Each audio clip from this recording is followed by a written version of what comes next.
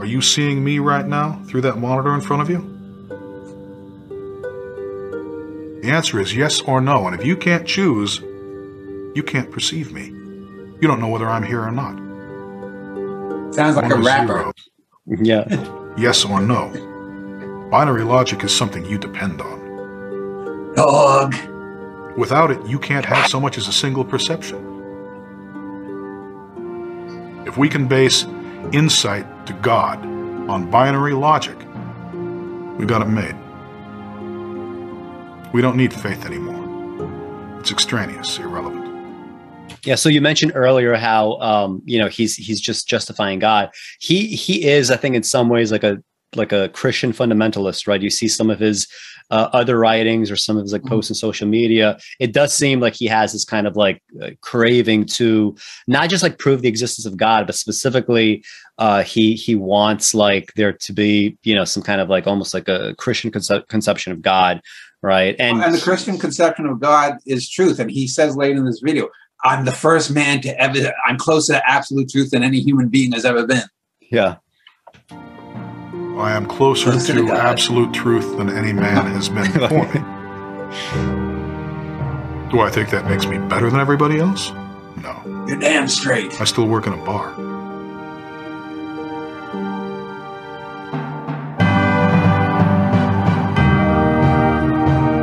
I wonder why he titled that. I guess smartest man. He was, I guess, giving Marilyn Vo Savant her due because she has a 220 or 226 IQ. So I guess he was giving her the props. But anyway.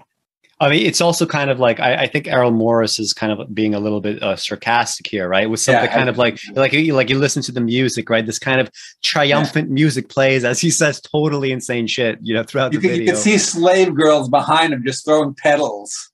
Yeah, or this this subtitle, Darwin in the toilet, right? Which is going to be like more consequential when we get to his like CTMU a little bit. Working construction during the day, and I was working in a bar at night, and I happened to see a copy of Omni magazine. It said the world's most difficult IQ test. It consists of 48 problems, some of which are extremely difficult. I think, gee, that's interesting. I'm sure, Dan, you would not find that interesting. Like that's the thing. I do remember just odd. Magazine. It was one of the few good things that Bob Guccione did, I think. Yeah, but it's this like fascination with like, I want to now measure my IQ. It's just it's just very I don't want to be too harsh here because when the younger me would also be fascinated, would also be like, fuck it, like if I could do this on the SATs, let's see how other ways I could dick wave, right? Well, it's interesting because I mentioned that video I did from 72 Christmas where I was interviewing my parents. When I think of it, I've always been far more interested in the world outside of me rather than myself. Yeah. I've always taken for granted that I'm a smart kid or a smart man or whatnot. This suggests, he's the plug hole, and things have to revolve around him. And it's like, we just watch how he lights up. This is literally the happiest thing he's in the entire video. Just watch his face. It's just 48 problems, some of which are extremely difficult. I think, gee, that's interesting. It's the happiest I've ever seen him. That's interesting. I always wanted to know what my IQ was. The verbal problems were all pretty easy, so I just breezed through them. I happen to have a larger than average vocabulary. The really difficult ones were some of the spatial problems and the number sequences. Actually, highly difficult. So as it turned out, I ended up setting a record score on that test. The Guinness Book was actually going to switch the world's highest IQ title to me, but then they dropped the highest IQ listing. IQ is not really a PC concept anymore, and I guess the Guinness Book fell victim to PC. And it's odd that he takes his tactic, right? The real reason why Guinness dropped a highest IQ score from its rankings is because it's very subjective. Like there is no such thing as the official, recognized IQ test that will definitively tell you what your true IQ score is, right? There's like the test that he took. There's a bunch of like online tests. There's tests that you could take that are different from various, a psychologist's offices, right? They're like, how would you standardize this? Like there would have to be something, right? And not everybody would have access to the same people, the same test. This is probably why they got rid of it. I don't think it's just PC. And also at the time, as I said, Marilyn Vosavant was recognized, and she's a woman, and I believe she's Jewish. So, yeah, my IQ would be somewhere between 190 and 210. 210 seems very, very, very high. The camera moves away from him. Albert Einstein was estimated at between 180 and 190. Charles Darwin was way down there in the toilet at 135. Just like he's so envious of the fact that Darwin accomplished something, right? It's just incredible. And you read his the CTMU where he says stuff like there's a radical Darwinian notion. To him, Darwin's natural selection is a radical form of natural selection that he wants nothing to do with, right? And he just can't stand the fact that Darwin, who he changed scientific history in many ways, and he also wrote it's a Origins of Species is a well-written book, right? Langan, although he postures as someone that truly, truly understands language, he says this all the time. He says that scientists are poor communicators. He's worse than the baseline scientist as a communicator. This is I think this obvious envy. Yes, and just so you know, Vosavant, I was just looking up. She's not Jewish. I wasn't trying to impute anything, but she's not Jewish. She was born in 1946, and she did hold in the 1990s 228, the Stanford Binet test, which is it's a different one than he supposedly took, but just to get things correct there. Yeah, so like in this kind of eugenics hierarchy, right? He would have to be licking her boot as she pegs him with a dildo. Are you a genius? Well, you're kind of putting me on the spot here, aren't you? Yeah. I mean, yeah, you're forcing me to either say no, in which case, it's all hype, or you're forcing me to say yes. I'll say probably, yes, I am a genius by most of the criteria. The definitive criteria of genius, I think you'd have to consider me a genius, yeah.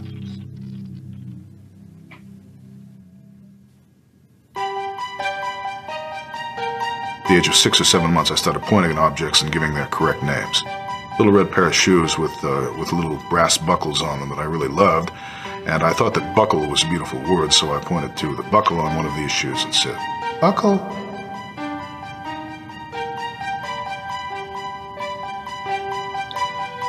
Shortly thereafter, I started talking in sentences. I seemed to have an understanding of syntax, and so I was a very early talker. I heard my mother talking about this little girl. Becky already knew how to read. I thought, well, I'm certainly not going to be beaten by her. She didn't seem especially intelligent to me, and I just knew I could out-accelerate her. Like it's just such early ego, right? And again, like a lot of kids are like this. I was sort of like this too. But he has never shook this from his psyche, right? He's still driven by the same stuff. Well, I remember too when I was a kid, my friend Mark Taylor, who I interviewed on the E-Cosmoetica channel, he was the first kid in kindergarten to know how to read. But by second grade, I remember he was having some personal issues in his family. I remember I whizzed through a box of books where you'd read a 3 or 4 paragraph story and answer questions. I got about 50% ahead. But I just don't see that as my life's greatest accomplishment now. Yeah. 3 or 4, I started writing a book. It's an illustrated volume on snakes, lizards, and turtles. I had this knowledge, this utter knowledge that someday I would do something qualified me as being a genius.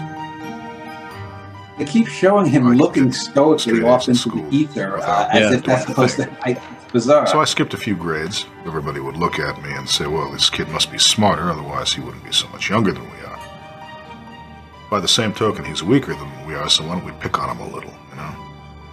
Kids don't like other kids around them that are praised for being smarter than they are. Why can't you be more like that kid? That kid is so much smarter than you are. Look at that kid's work, so much better than yours is. I mean, that's got to be an unpleasant thing. We were always the poorest family in town, all kinds of welts on our bodies and fat lips. Kids are like sharks. They made the mistake of thinking these welts and things were signs of me being weaker than they were. They rapidly found out that wasn't the case.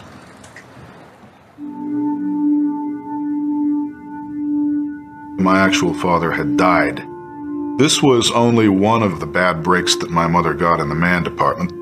They had a habit of dying or disappearing. The only one that really hung around, which was my stepfather, turned out to be a total psychopath. Just a mean and brutal guy, that's all. Bastard. Yeah, We're rat getting a little foreshadowing on what we're going to talk about Yeah. later. But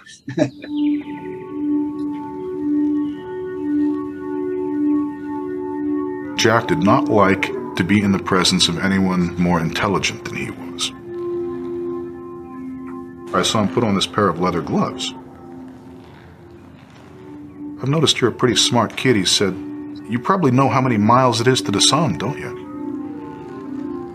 And I said, yes, as a matter of fact, I do know how many miles it is to the sun. It's, you know, between 92 and 93 million miles. Kablam, right in the mouth. The reason he put on the gloves was that he wouldn't skin his knuckles. In this world, if you pretend to be too much smarter than other people, you're going to get into trouble for that. He was going to be the vehicle of my enlightenment.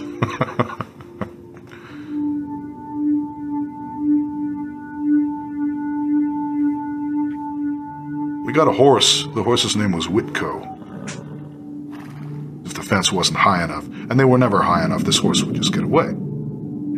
So he entrusted me with making sure that the horse did not escape. The first time the horse got away, you know, the old man beat the crap out of me, just like I knew he would. Next, he went down and got himself a heavy galvanized dog chain and a couple of padlocks. Puts one end of the dog chain around the horse's neck and padlocks it. And he says, come here. And I went over there, and he put the other end around my waist, and he padlocked that. And he drives off. It was only a matter of time. The horse naturally went through the barbed wire fence, and it dragged me up a dirt street and part of the way down Main Street before the chain broke.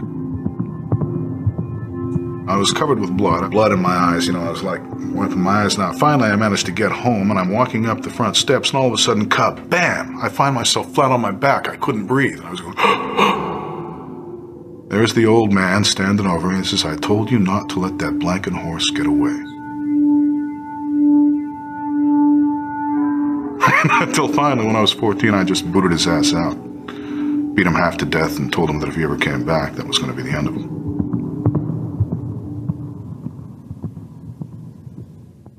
they named the horse Lakota for horses is Whitco. I was just looking it up because I knew from my a poem I did, Tashunka Whitco was Crazy Horse's Lakota name. So the stepfather named the horse basically in Lakota. School to be highly annoying. I think I could have wrapped the whole thing up in a couple of years. Instead, they managed to keep me around for 12. I spent most of the last 2 years sitting in the library. I just had it. I told them I was tired of it and wasn't going to take it anymore. Wasn't going to be showing up unless they made some special provision for me, and when I wasn't in the library, I wasn't there at all.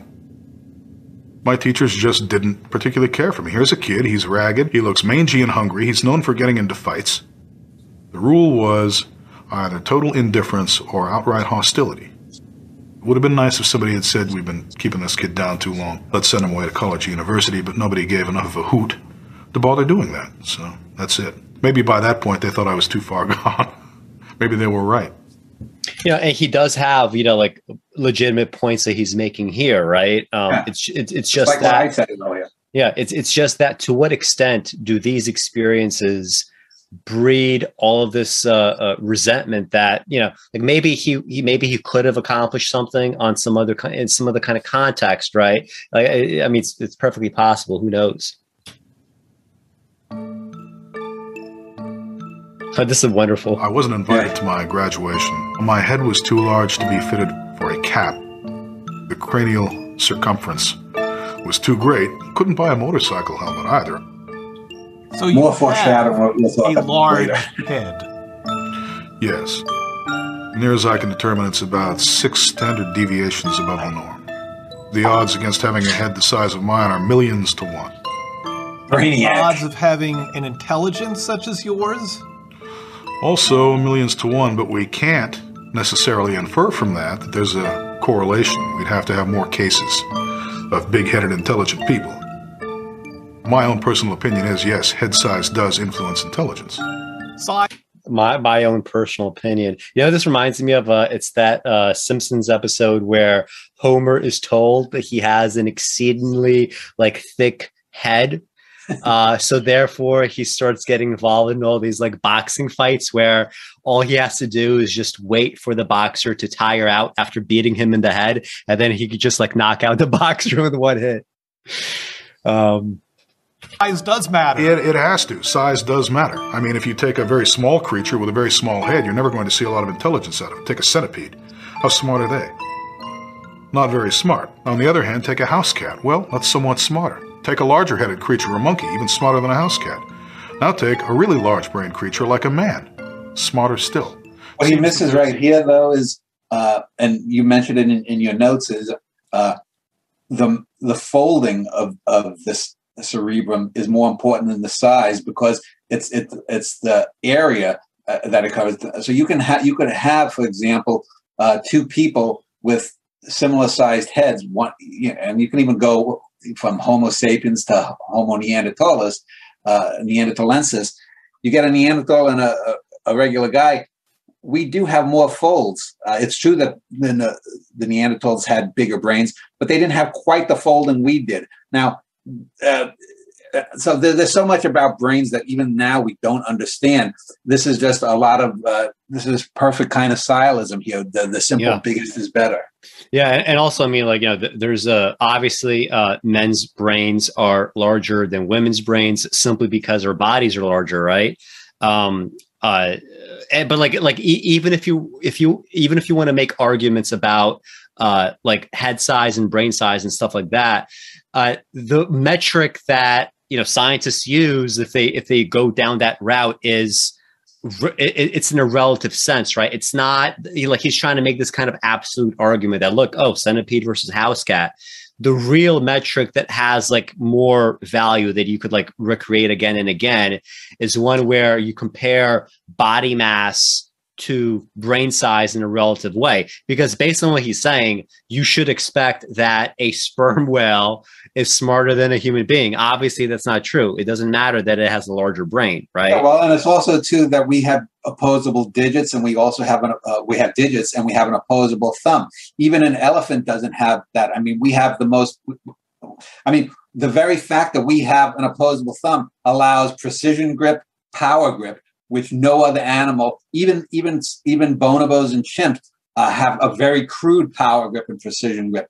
And so it's the little things like that. It's not just the brain; it's what the tools that evolve alongside the brain. Because exactly. There's a feedback loop there. For you to have that kind of intelligence, if you're able to, in complex ways, deal with tools, that obviously is going to have an effect in the ways that your brain develops. If you end up creating, these highly social groups that human beings create, right now, I think the dominant theory is human intelligence evolved explicitly because of our groupings, explicitly because human beings were able to start forming alliances or tricking one another in ways that other animals could do in smaller ways, but not in the way that people can, right? Which allowed this hyper development. And this is like a foreshadowing of what he would say. I think in the last few years, he made some kind of comment Coco the gorilla had a higher IQ than some Somalians, completely, exactly. Completely insane. I actually just 2 or 3 weeks ago watched a video online just from 2 or 3 years ago where they totally debunked a lot of what the Coco was saying. There's a video of Coco the gorilla 2 weeks before she died or something, supposedly talking about the global warming or something, and it totally exposed the bullshit nature of the ability of our closest primate relatives having language like us. They number one, they also lack the larynx, the voice box we have. But even those that have signs, they are very. They don't speak the same way to if they're videotaped to if they have one of their handlers with them to some other person. So if I was in there and and Coco was signing to me, it would be gibberish. Yeah. Anyway, it's kind of odd, right? Because like, okay, so here's a guy that is very emphatic about his knowledge of language, communication, that kind of thing. Like the fact is, if you really understood the implications of language, you would know for a fact that if there's anybody on the planet that you could take that is able to speak a human language, which, even like a Somalian with low IQ would be able to fluently speak a human language. If that is in fact the case, that person will always, by definition, be smarter than any other animal on the planet. There's no way to get around that fact, right? But it's like basic stuff like that he doesn't really get, right? He's always losing so many like big picture. Like he makes a lot of like small mistakes all the time, but he's always like losing like big picture stuff, especially. There is some kind of which makes him very much like Ayn Rand. Yeah. What would be the volume of your brain? Don't know. Haven't actually done it. I could do it by volumetric displacement using the Archimedean method of submerging my head in a tub of water, seeing how much water. It would be smaller than the average Neanderthal. Like, why isn't he gloating about that? Like, does it matter? Like, does it matter? Throwing around. Look at the way he uses the volumetric displacement. He always has to. I've always found when people do what I call big word throwing arounding, they generally don't even know what half the words mean, and they certainly don't know how to contextualize them to put them in a sentence that is parsable or even enjoyable in any kind of aesthetic way. But anyway. And also, like, when I first heard this, I didn't even know what he was talking about because, okay, let's assume that you would put your head into this bowl of water and you engage in this volumetric displacement. That's going to give you the mass for your entire head. That doesn't necessarily say that your brain is like, he could have, for all we know, an especially thick skeleton, right? Like, we don't know that. Like, you can't get the actual volume of the brain simply based on something like this. You would get a total, you would basically get like, the total mass of the head, but that's not what he's talking about. I think you were right earlier when you said that Morris was basically trolling him. Because no head could fit into those bowls. They're basically dog bowls. You'd have to have like one of those things where you go bobbing for apples and you can... Yeah. Yeah. It is displaced by doing that. But so I don't think Langan is even clear that he's being made fun of in a certain way here. Yeah.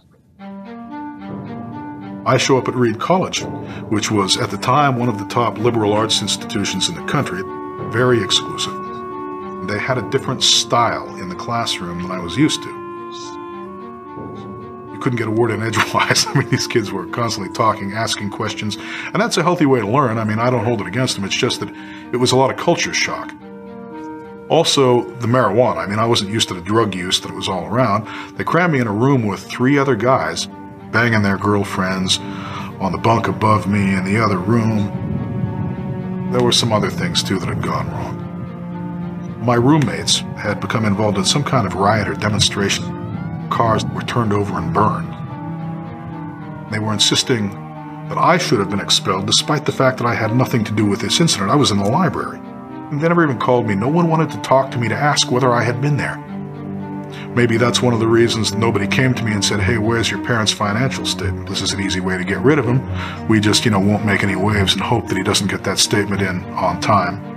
This is like, it's kind of like one of those, things in a bad movie that you would see, like, the slow formation of like an arch villain of some sort, right? Yeah, I was thinking the exact same thing when I'm writing. It's like these little, and I just seeing this and having watched the whole thing just yesterday before for the show, I was thinking how, one of the reasons I wrote my True Life there was that idiot who wrote that book, Running with Scissors.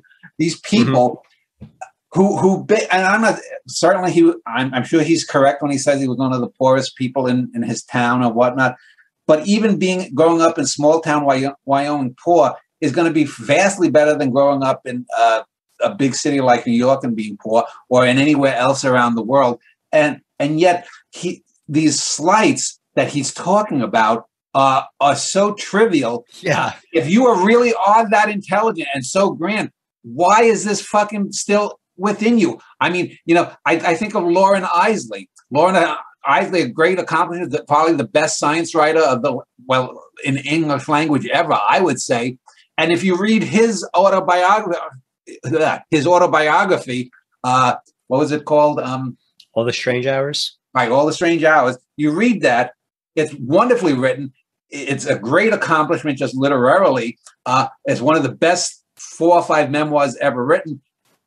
Yet he went through the same kind of stuff. He didn't come with a silver spoon in his mouth. He was playing around in the underground of his Nebraska town, and yet he did things, and he was outward looking. He's in a sense the anti-Isley in that way. Mm-hmm. Yeah. Once I found this out, I simply left.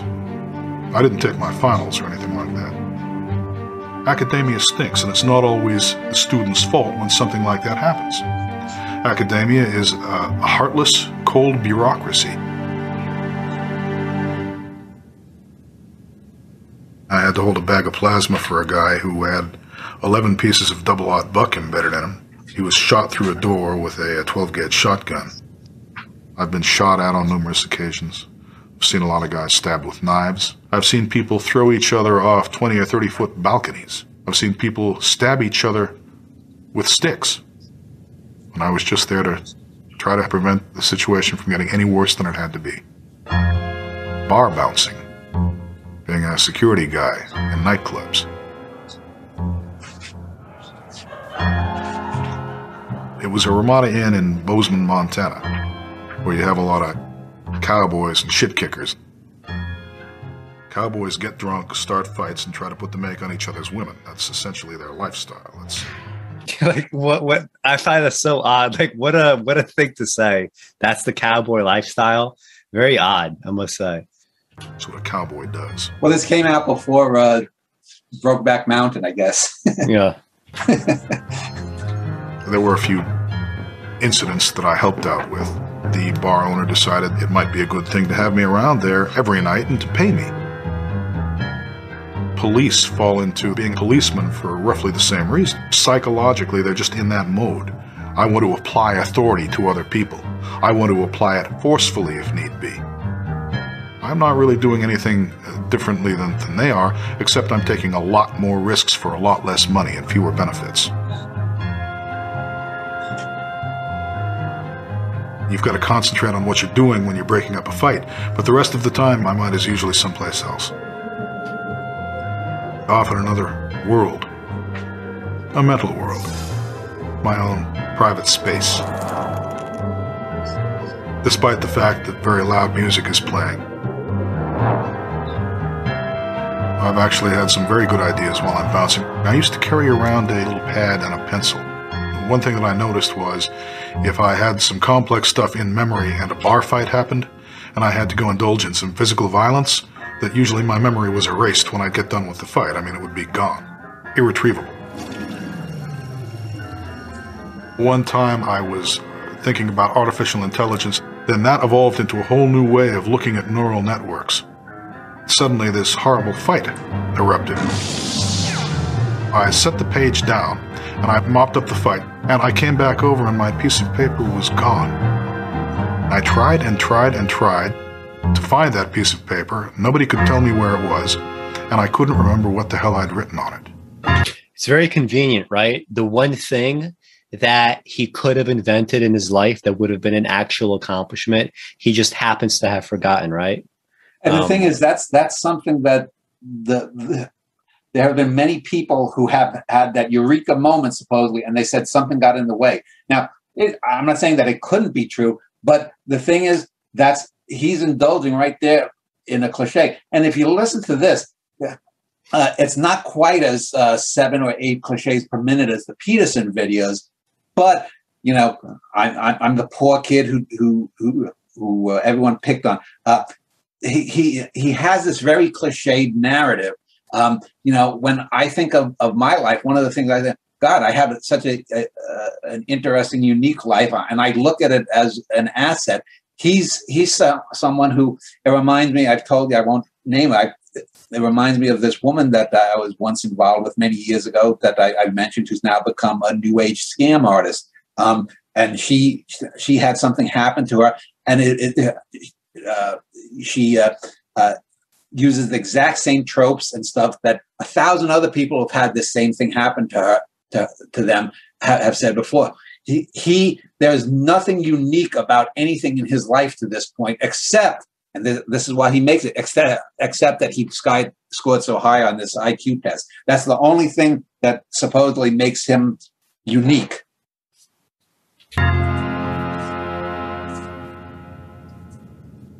Well, why do you want to be in an environment where there's violence? What makes you think that I want to be in these environments? Did I say that I wanted to be in these environments? I fell into this line of work.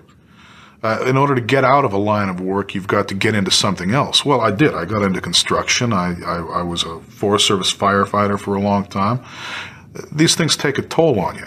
I have a trick knee now. My lower back went on me. Do hard labor for 20 or 25 years, and it's going to take its toll.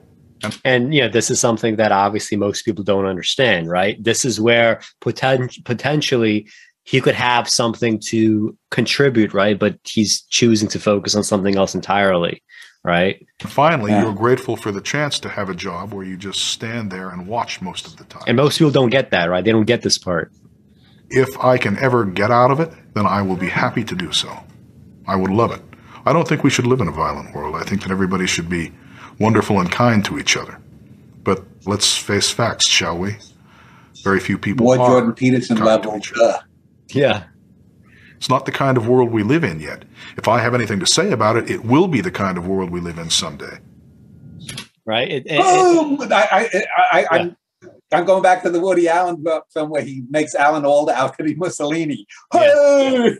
And also, just like, you know, Jordan Peterson, when he says things like, who's going to make that determination, right? Who gets what, right? Well, you get the sense again and again through Peterson that Peterson believes he ought to make that determination, to the extent that he believes that no one should touch, you know, the status quo in any way. He's already making that determination. Now I have another guy who, and this is another thing, right? Like, I have never wanted to be in like positions of authority, like positions of like, you know, kind of like, I guess, more stereotypical forms of leadership.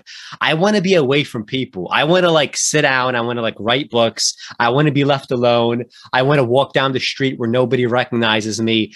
And he says again and again that he wants to essentially be this overseer over humanity, right? And again, like, if that's not a clue to his actual motivations, like, I don't know what is, right? Yeah.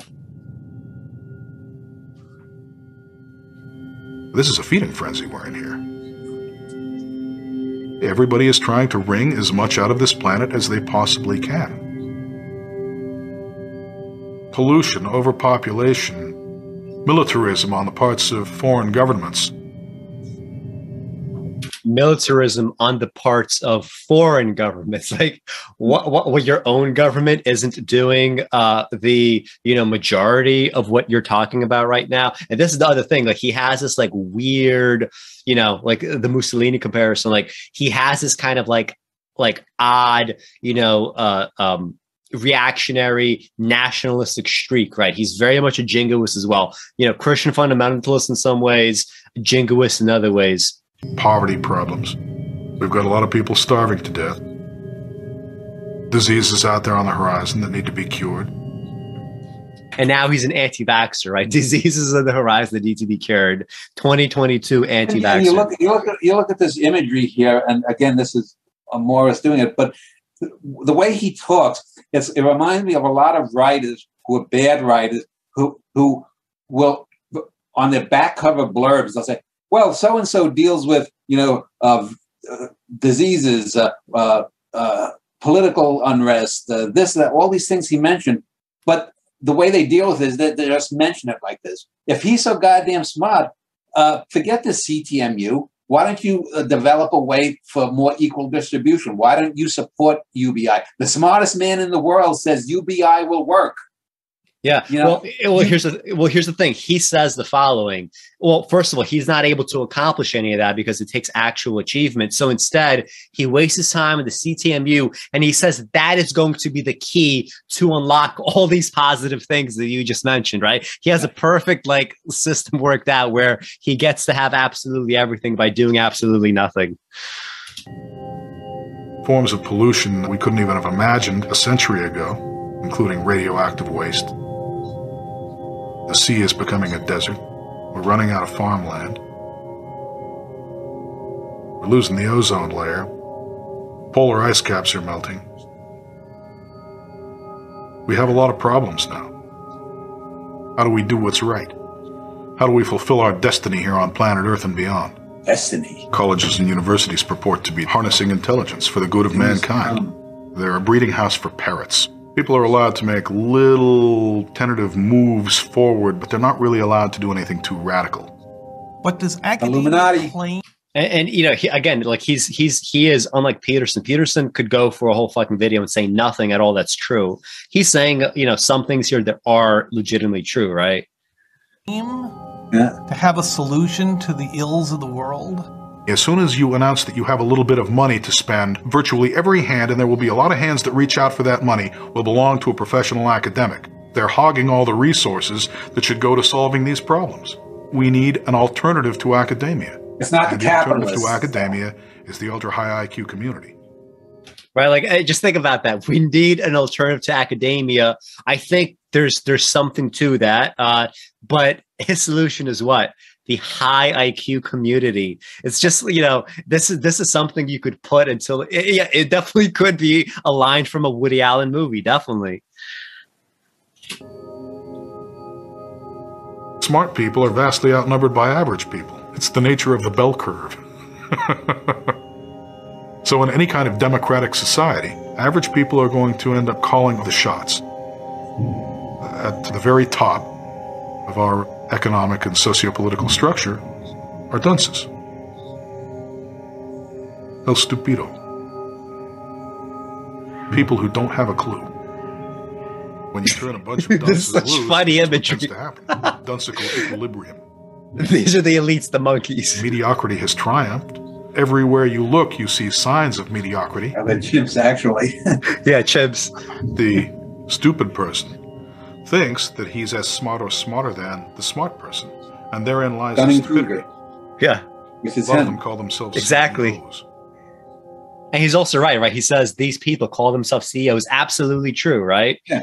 Again, the issue is the resentments that he's accumulated. They're going in the wrong direction. He could isolate some correct problems and then completely go off the deep end because he's not, he hasn't gotten over his own issues.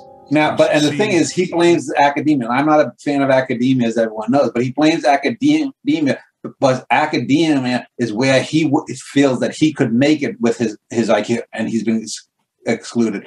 The CEOs, it seems more like lip service than that. You get this. He's more animated talking about academia, and I'm against political correctness. I don't like a lot of the stuff. In some ways, Jordan Peterson makes some valid points about academia, but they don't control the purse strings. Yeah, exactly. You have to learn how to kiss up, kiss your way up the ladder of success. Also true. How do you change that balance of power? I think it has to be changed at the individual level. We have to reshape the image of what it means to be a human being. We have to create a new kind of person. Jordan Peterson, Oprah stuff. Exactly. I was just thinking You can't run a that. democracy with a citizenry that really doesn't know how to make valid decisions. Most people don't even know what decision theory is. They don't know what maximization of utility is. We live in a highly complex technological world, and it's not entirely obvious what's right and what's wrong in any given situation unless you can parse the situation, deconstruct it.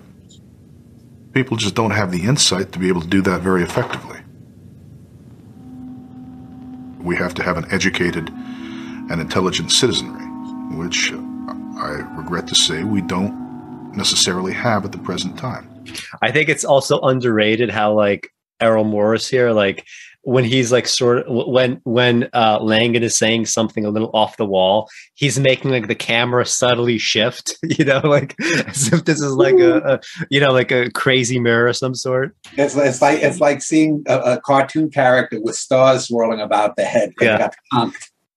You had the opportunity to run the world.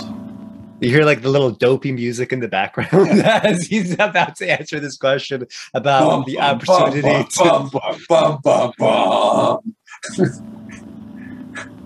How would you do it? Oh, well, one of the first things that I would do is I would institute something like the Manhattan Project for a safe, long-lasting means of birth control. Simply implant that in all children at age 10. That would solve our population problem right off the bat. It would also enable us to practice a benign form of eugenics, or I should probably say anti-dysgenics. Let's invade people's bodies and do that rather than educate them.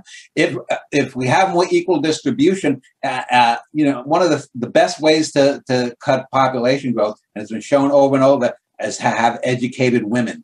Countries that have higher education levels for women, birth rates go down.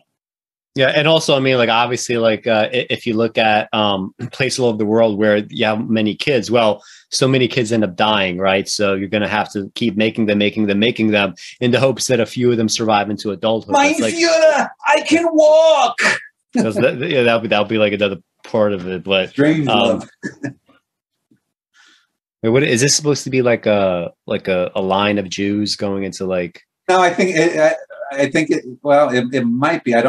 I think it's just people just lining up as corporate drones somehow. It looks like a 1930s kind of Fritz Lang kind of thing.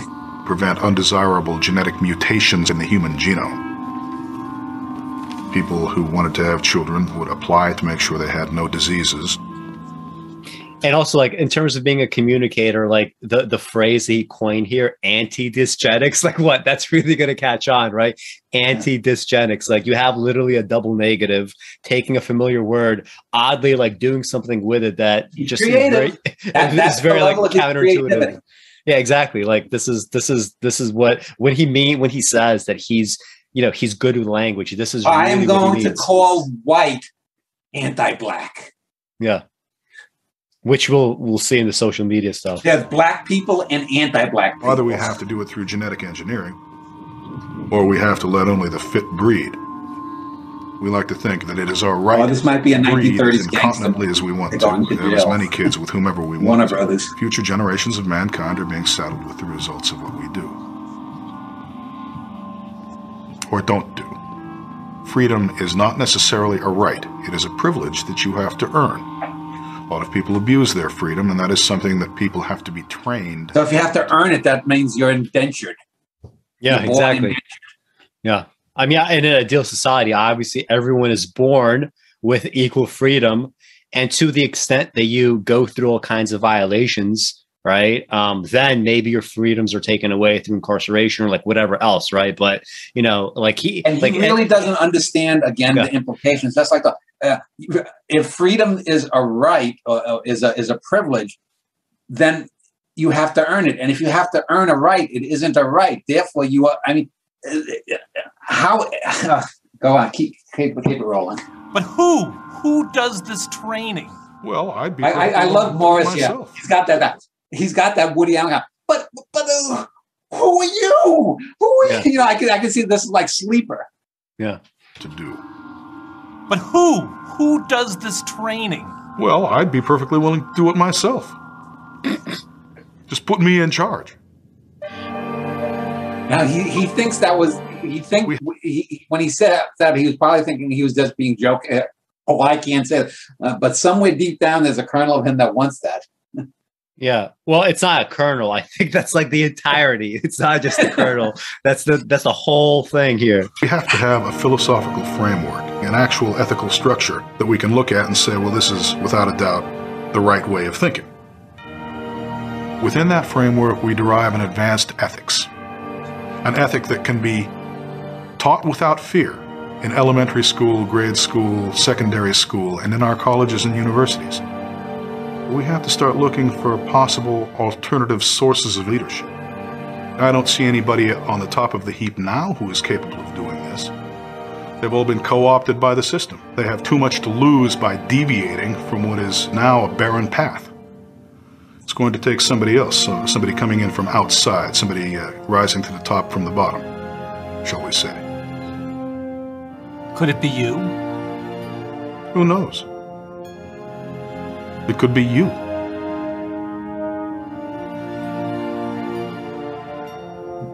And like the total like dishonesty really gets me. I mean, he does not mean it could be you. No, he is talking about himself, right? And, you know, he postures in the one hand that there's this kind of, you know, almost egalitarian quality to some of what he's saying, like rising from the bottom to the top. It's all meritocracy. You know, he to whatever extent, you know, he believes that like he's motivated by all this other stuff. Right. And this is it's a good thing that this kind of documentary is out there. Right. But could you provide such a framework? Yes, I could. I've already done so. Cognitive Theoretic Model of the Universe, the CTMU. It shows that we're all a part of the same universal self. All men are related in ways they can't necessarily discern on this plane of reality. We're all the same. We all share a basic fundamental identity with each other, which means that we should all be trying to help each other and cooperate with each other to make this a better place to live. As it is now, everybody's trying to run his own show here. We can't have that. But everyone would have to agree. Well, it's kind of hard to disagree with the premise that 2 + 2 = 4. Yes, because there's a logical connection between getting everyone on board with how to run a society and simple arithmetic. Yeah, that's the thing. Like he's saying the CTMU is just like, you know, it's just a set of logical proofs, guys. This proves everything. It's an ethical system. It's a cosmology. It's like 1,000 things. It really is a theory of everything. Hey, you know, when I watched this yesterday, if you look down, I think the 6th or 7th comment, there's some guy says, boy, Joe Rogan should get this guy on his show. Yeah, like let's just look at some of the comments. Like, I just want to sit down and talk to this man. Like, and that's the thing. Like, he really is. Like, if you look at his social media, there should be. I'm sure. Maybe it's different because you're looking. But someone says this guy would be perfect for Joe Rogan's show. Maybe it's hundreds of comments as well. Yeah, Rogan needs to have this dude. Yeah. And who's that said that? Ramy Gore. And that's the thing. Like, if you look at his social media, if you look at how he conducts his Facebook, he has a ton. Even more so than Jordan Peterson. Jordan Peterson has, like, you know, these fanboys that probably have all kinds of personal issues, but the people like in these comments and on his Facebook, they really are just like totally unhinged.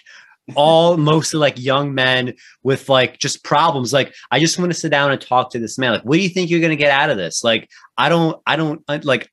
this is not the first thought that I think when I watch this video.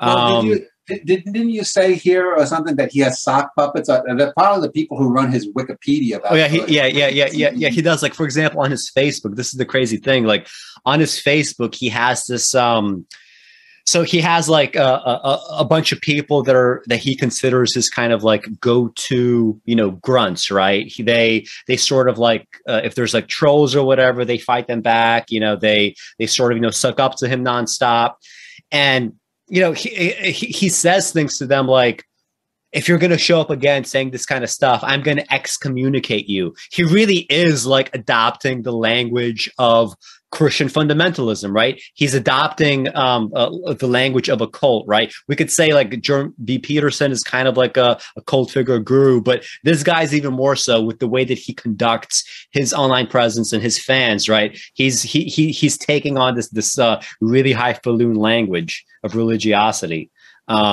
And it's, you know, but do you has anyone ever accused him? I mean, you said sock puppets. Yeah. But a sock puppet, I thought it is him using many different names. Are his sock puppets, you mean that he has people who are his acolytes?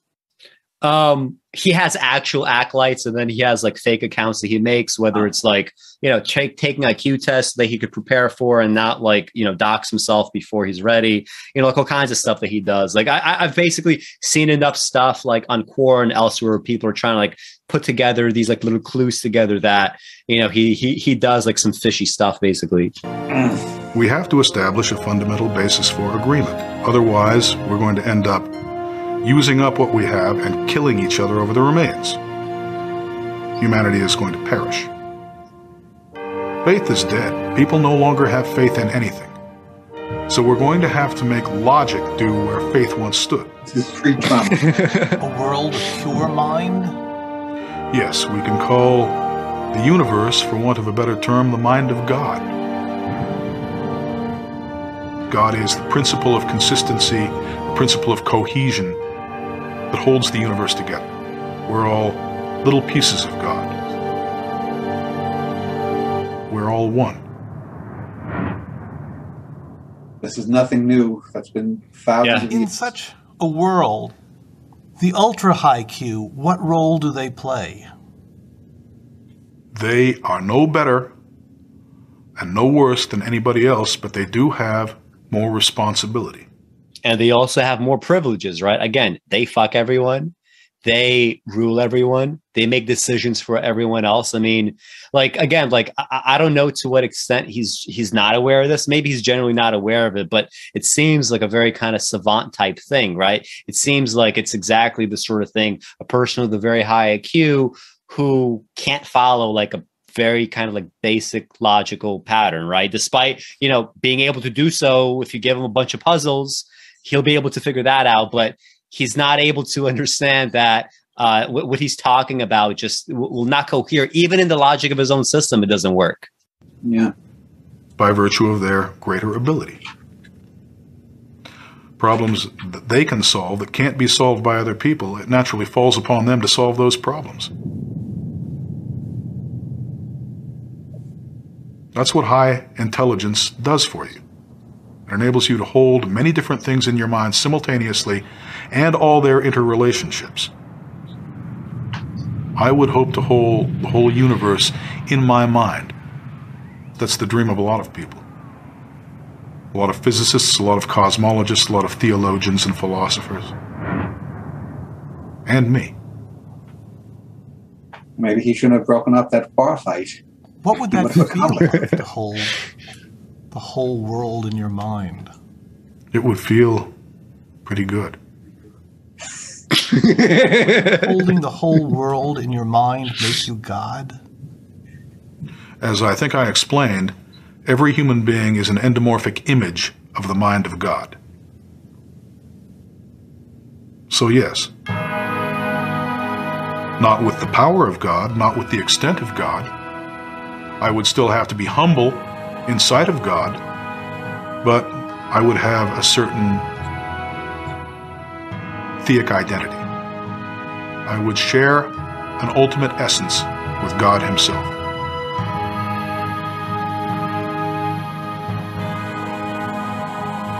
These vessels of meat, these prisons of flesh, they have windows. We can get a view to the levels above by looking through the window of mind, the window of intellect. One day we'll all be able to take a good long look My through God, that window. it's the space High IQ child from can be a 2001. valuable step in the evolution of Cue the mankind blue Danube. by providing reportage that that window Thus spake exists Zarathustra. and of what can be glimpsed through the window. Is this a priesthood of intellect? An elite who have the ability to partake of those higher levels. An elite, Yes, damn I'd it, say that Mars. there's probably an Stay element with of me. priesthood to it. A church? Not based on faith. A church that's based on logic and mathematics. A basis for cooperation that cannot be destroyed by religious quibbling, by theological differences. He doesn't seem to understand mathematics as a language. It's not something that has any real world equivalent. Yeah. Have you ever met someone smarter than yourself? As near as I can tell, no. And if somebody walked up right now and claimed to be smarter than me, I'd put him through his paces. I'd try to find out how sophisticated a picture of reality he'd evolved. Imagine being questioned by this guy about your, like, you know, thoughts about reality. And he's like constantly like, you know, playing word games with you. Like, oh, what do you think about God? You know, like, you know. Well, like, I think in that last segment where he had the planet Earth there, he was having music that made me think of Thus Spake Zarathustra. It wasn't as dramatic. I think if he had used Thus Spake Zarathustra, he would have given away his hand. I think Langan doesn't realize he's being mocked at this point. Yeah. Well, I mean, during this conversation, right? Like, there's no, like, I'm sure as he sat down, right, Morris probably wasn't like over the top needling him. But when you do the composition after the fact, right? But it is an open question. Like, I wonder if he were to watch this now, would he be like, I'm being mocked, or would he not understand that, you know? Let me tell you, Chris, because if Google's algorithms work and Alex's show here gets up there, you were being mocked by Errol Morris, whether you knew it or not. Yeah. Try to see what he was holding in his mind simultaneously and what he could do. I wouldn't give him necessarily an IQ test. I'd look at his production. Imagine giving him one of your poems, or any poem for that matter, and asking him like, okay, can you explain this to me? What would he would say? Well, it's like I go back to Frost, The Road Taken, you know, and we disagreed about free will and whatnot. But I think Frost, The Road Taken. Well, I don't want to get off on it, but that's a poem that's very misunderstood, and I think that's a poem that actually does speak to free will or something. To someone like him, he couldn't understand that on either side of that equation. He couldn't even understand that it's about that. He would just, you know, it's like someone who stopping through woods on snowy evening. Oh, that's about a Christmas sleigh ride. You know, I remember one time I gave some guy the William Blake poem, The Fly, which I just, you know, it's one of my favorite poems. It's very wonderful. And he read it and he was like, I don't understand this. And I'm like, what do you mean? What is there to understand? But there's plenty of people like that. Am I capable of understanding his productions? Is he capable of understanding mine? That's his Lex Luthor pose. His eyes. You know, I think of Lex Luthor from the Superman comics. He's I mean, more. I have to say, I knew Morris was ribbing him a little bit, but now watching this in slow motion with you, you know, it's a 30-minute video. We spent an hour on it or something. He is eviscerating him. Yeah. To that were in his favor, then I'd have to say he's more intelligent than I am. But that wouldn't necessarily stop me from doing what I have to do. Yeah, we went from a canted view to... Could be. I don't rule it out. I'm not in complete control of reality. But I will be. Somebody a lot smarter than I am out there. There could be an entire planet full of beings, every single one of which is a lot smarter than I am. I can't say. But I do know that in my life I have not encountered many people with the depth of understanding that I have regarding certain things. In particular, the overall nature of the reality we inhabit. Why don't you display that? You had 30 minutes. Do I think that makes me better than everybody else? No. I still work in a bar. How good could I possibly think I am?